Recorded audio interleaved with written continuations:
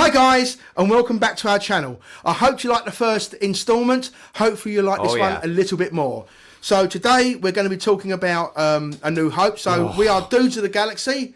I am Boba Dave. I am Obi Mark. Welcome to our channel. I hope you like it. If you do, hit the like button, hit the subscribe button, please hit the notification button so you don't miss an episode. Let's get on. So guys, come with us and let's have some fun. Let's have some fun.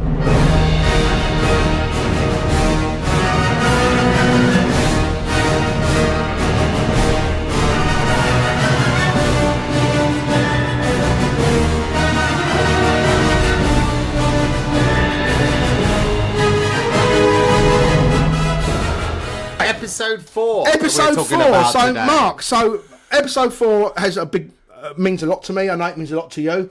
So, I just want to ask you this question. So, tell me your experience of the first time seeing episode 4. How old was you, and what it did for you? So, I was obviously very young in episode 4, like 6 or something like that, right? So very, very early on.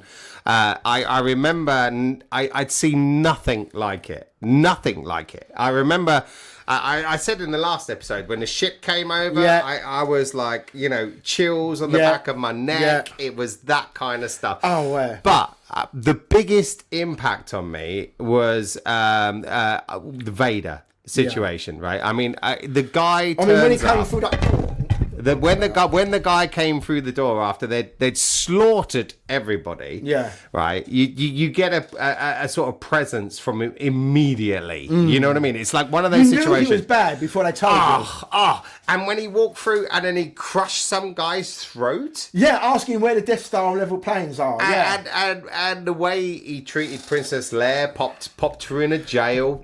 Stuck some robot with some big syringe on her, like the big round ball with a syringe on the side. Come on, that noise. I know, it's scary, mate. Oh, it was brilliant. When you're young.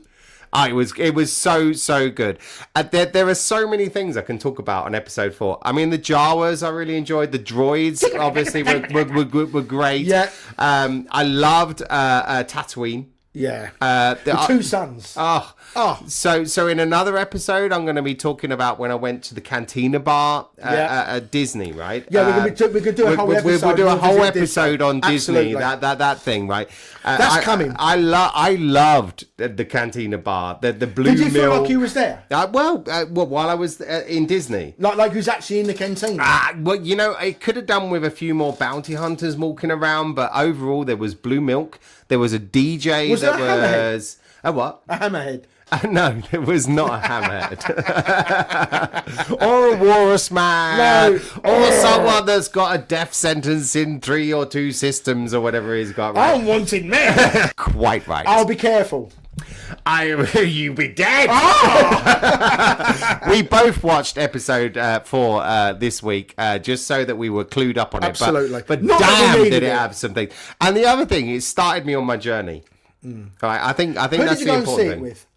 So I went and saw it with my family, with my mum and my brother, me and my brother immediately gelled with it. Yeah. Within the space of a couple of weeks, we bought some Star Wars figures so that we could reenact the series. If only I could. And that was the little Kenner figures that the 3 3/4 inch Kenner figures, and every single Christmas from there on in was Star Wars toys. Absolutely. Did you get any of the big toys like the Millennium Falcon or anything like that? You did not want to see my face when I got the AT-AT. Oh, you had the AT-AT. So I was Empire. So my brother was Rebel, right? Yeah. And so I was AT-AT, and he got the Millennium Falcon. He got all that kind of stuff. I had TIE fighters. I had. So you always lean to the dark side. I've always, and yet my name's Obi Mark, which makes no sense to the. Well, we did explain in the first episode why he's Obi Mark and I'm Boba Dave. So please, guys, I'll leave a link below. Go back and look at the last episode. I hope you enjoy it. Okay, so I've talked a lot. Tell me about your experience. Okay, so my mum I think it would have been either very late 77 or early 78, because we didn't get it until after Christmas. And I think at that time it was the hottest ticket in town because it had been all over the TV for months and months. Oh, yeah. We was watching all this footage coming from America, lines around the block in the summertime to see Star Wars, all this hype. And back then it was a case of we didn't get films from America until half a year, 3/4 a year later. And it's the same with Star Wars. So when it did finally come to us, my mum managed to score tickets. I don't know how, she never told me. Got a bus into town into Leicester Square, and it was in the Odeon Leicester Square. You went to Leicester Square for Yeah, this? but that's the only place. You could only see it in 2 cinemas in London, nowhere else. It wasn't... Yeah, but Leicester Square is like the premier place. Well, right? yeah, because it's the only place you could go. It's that one and one other cinema in London. Nice. It was nowhere else because they would always screen these films in London first in a couple of cinemas and then nationwide about a month later. Right. So anyway... They took me into Leicester Square, into the Odeon. It's the biggest cinema I've ever been in. I walked down. I got vertigo because you got the top seats. Oh, yeah, I've been there. Like in, I've been there. Yeah, I know what theatre. you're talking about. Nice, big... That's the one, yeah. So we walked down. We got great seats right in the middle. I'm sitting there like that. And I think, well, what am I in for? Like that. And I sat back like that, and then it all went dark. I'll never forget it. And then suddenly it come up, right... Da, da, da, da, you got the 20th Century Fox thing. And I'm like that. I think, okay, that's good. And then it went silent. And then it come up... Right, with the Lucasfilm thing. And then he went, Gah! And then the Star Wars logo just pulled away and I just went, Gah! Like that. And that was me hooked. And then you got the crawl coming up with everything on the crawl. And then I thought, oh, this is going to be good. This is going to be good. I'll never forget it. Yeah. And then, and we talked about this earlier today, the ships coming over. So you had the Rebel ship, and then you had the Star Cruiser. Blockade Runner. The Blockade Runner, and then the Star Cruiser. Star Destroyer. And it went on forever. Sure. I mean, it's the longest thing I've ever seen. Oh. It kept on coming and coming and coming. And then you saw the big, like, rectangular, triangular bit coming out with the engines, and then the thing got blasted, and I'm like, oh my God, I'm in heaven. It blew me away, and I sat there for the next 2 hours and 4 minutes, like that. I love the fact you know it's 2 hours and 4 minutes. Well, it isn't the new ones, but I don't have the originals. Oh, yeah. We're going to have comments on this. You know that, right? Yes, I don't know how People will be like, well, actually, it's 2 hours and 26. Oh, it's 1 hour and 59 minutes and 45 seconds. But I sat there in silence with my jaw open through the whole movie. What was going on? And I come out of there a changed person. I mean, literally, for me, Star Wars changed my life because it showed me what cinema can be. Yeah. No one had ever seen anything like this. You've got to understand, in 1978, no one had ever seen the special effects the way they were. No one had ever seen the action the way it was. George Lucas, back then, was a genius. Absolutely. Because no one did that. He took elements of pirate movies. He took elements of... action movies. He did. All the things that he watched as a child. But the most thing I think that made Star Wars different is that the universe looked used and old and decrepit. It wasn't clean. I mean, when you look at things like 2001: A Space Odyssey, it's clean. Or even Buck Immaculate. Rogers or anything. I mean, how white were their outfits in Buck Rogers? But when you look at Star Wars, it's dirty, it's down. And that's because he didn't have the money, but it worked. Oh, it worked absolutely right. Yeah. You could see the age on things. You could see the fact that some things were broken. Yes, of course. That type of stuff. Do you know the other thing about Star Wars, which Episode 4, which I love, is obviously the dynamics of the characters. Yeah. Right. Yeah. I mean, you've got Han Solo that's basically some kind of Wild West kind of cowboy kind of feel to him. He's even got the hip holster. He has. And he wears it low like a cowboy. And then you've got a princess. Should we talk about the buns? Well, I want to talk about that. You want to talk about the buns? No, I want to talk about the princess. Because the one thing that really annoys me is when people say that Sigourney Weaver was the first strong female character, and that's not true. Princess Leia came first. Who says that? So many people. We'll have words with them on Princess Leia came first. Look at when they broke her out. Into the garbage chute, Flyboy. Do you know what I mean? She showed the strength. Exactly. Little short for a stormtrooper. Yeah. Hell yeah. And then they couldn't break her with torture. No. I mean, she was a strong female character. Probably one of the first strong female characters in cinema. When you think about it. Sigourney Weaver. And pretty sexy. Can I say that? Can I say that? I mean, how many guys come on, the bikini in Return of the Jedi. Oh, that's when she became a woman, though. That's when I became a man. We're not doing Jedi today. We're not doing Jedi today. We can't do Jedi. Honestly, though, when you think about how strong she was in that first film, no one was doing that with female characters. No. George Lucas did. You know, but Han Solo was based on like Captain Blood and on pirates. He was a pirate. Yeah. He was a space pirate. Exactly right. And then you've got the comedy act, which is basically the droids. Droids, yeah, that was like Abbott and Costello or Laurel Exactly, and Hardy. like Laurel and Hardy. Yeah. I think that's exactly what they've been But the compared droids to. were actually the basis of the whole first 3 films when you think about it. What do you think about this whole concept of the you know, the gunner? You know, when they launched the escape pod. Yes. And they reckon I'm sure the Hold your fire. dude sci-fi people. There's no hold signs your of life, fire. yeah. If he'd shot the droids at that It'd have point, finished it. It would have finished the entire thing. I have got a theory on this, and I was watching this last night. I thought about this. It's the Force. It's the Force. Because you think about it, everything happens with it. They happen to be above the planet that Obi-Wan was on. And Luke, right? The droids were not shot out. The droids weren't captured. You know, I do believe that. Well, they were captured by Jawas. Yeah, but not by the Empire. No. And the Jawas took them to Luke Skywalker. Amazing. Without the Jawas, they would not have found Luke Skywalker. Again, we come back to the Force. Exactly. I think you're absolutely right. I've watched this, and I believe the Force had a big part to play in this. Can I talk about? And I'm wearing. Of course. I don't know if people can see. I'm wearing the technical readouts for the Death Star. for the battle station, the Death Star. Yeah. The final trench attack, right? Yeah. Is awesome, right?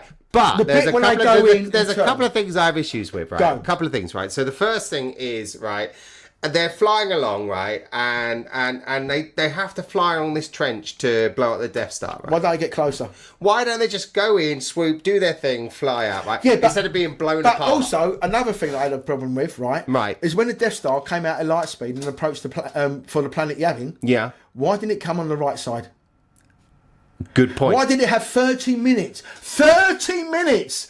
Right, to go all to orbit. But you're talking about vectors, aren't you? You're talking about the fact that he's coming from this direction, he's going to end up here, and then he has to. A small planet that can do light speed. All right. Was going round to Yavin slower than the fighters did to come back and attack them. All right. We need some comments on this. Yeah, so look, guys, I want your opinions on what we're talking about now. So comment below, because we want to bring you in on this. Because we're just two guys with opinions, and we want to hear your opinions. Exactly. They're Obviously, not right keep it positive, clearly. But yeah, we would like to hear your ideas. Why you think that the Death Star appeared on the wrong side of the planet Yavin? Why, when it's taking 30 minutes, that the X-Wings took 15 minutes? And why did they not put barriers where on the edge of very high drops? All right, I mean, it's a health and safety issue in my mind right now, right? The guy that fires, you know, when the main bolt comes out of the Death Star, and he's standing there next to this giant laser, and there's no barriers, first of all, and his face is burned off. In space, there's no health or safety. Well, I'm just saying, all right. If we're gonna do like a health and safety assessment, we need barriers, all right. Next time. Do you remember how much health and safety was in 1977? There wasn't much. There wasn't a lot. There wasn't a lot. No, you're probably I think right. that pretty explains that. Well, to be fair. okay. I mean, you're talking about people that carry a hilt that shoots a laser beam out and contains it. You can burn yourself on that. Oh, the first time you saw a I'll tell you what, one of my lightsaber. favourite scenes, I want to talk about this actually. We need to show our lightsabers at some point. Well, I'll grab that in a second. But one of my favourite scenes in Star Wars is the first time Luke gets his father's lightsaber. When he turned that on, as a 10-year-old, I wanted to cry. It was amazing. I sat there, went, I just like, like that. I couldn't believe what I'd seen. I mean, that was a special effect I'd never seen before. Come on. It was in amazing. 1977. Don't forget, they filmed this in 76. So, to 77, all the special effects and that. So, in that time, they created a lightsaber. When you couldn't do that. No. I mean, Industrial Light and Magic, which is now a very famous special effects house, was invented for Star Wars. Wow. You know, that was Lucas's company. He invented it. They got a load of people in, a load of special effects people, including, I think, John Dykstra is one of them. Okay. And he brought them in, and he said, do this. And they didn't know how, because none of the technology had been invented.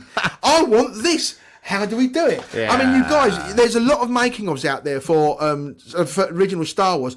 They're worth seeing because you realise they was doing things they'd never done before. And the one thing about George Lucas, and this is why I think he's a genius, he was a pioneer. Oh, he was. He's a pioneer when it came to sci-fi. He's a pioneer when it came to special effects. He was. There's absolutely no doubt in that. I just want to say one other thing, and I think it's time for me to do the joke. Are we getting to that point? I think so. Guys, I mean, come on. Is this going to be a regular thing? Well, yes, every episode I want to make you laugh. You're going to try and make me laugh. I'm going to try and make you laugh. So we're going to go for it. So, guys, okay, it's joke time. Well, okay. I'm going to build this up. Joke. Don't do that because it's so terrible. Go for it. Okay. Why is Yoda such a good gardener? I don't know. Why is Yoda such a good gardener? Because he has green thumbs.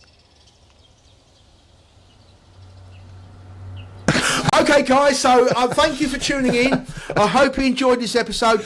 There's going to be more to come. We're not sure what we're going to do for the next content. If you've got any ideas, comment below and tell us what you would like to comment on or discuss, and we'll do that. Join the discussion. Be a part of this channel. We would love to hear from you. Please like this, subscribe, hit the notification button. It tells YouTube that we're making good content. We want to try and grow this channel this year. This is a new channel. So please, guys, show us your love. Be positive in your comments. We don't want no negativity. And join us in the next episode for Dudes of the Galaxy. Until then, I hope you guys have a great week. Take care. Bye.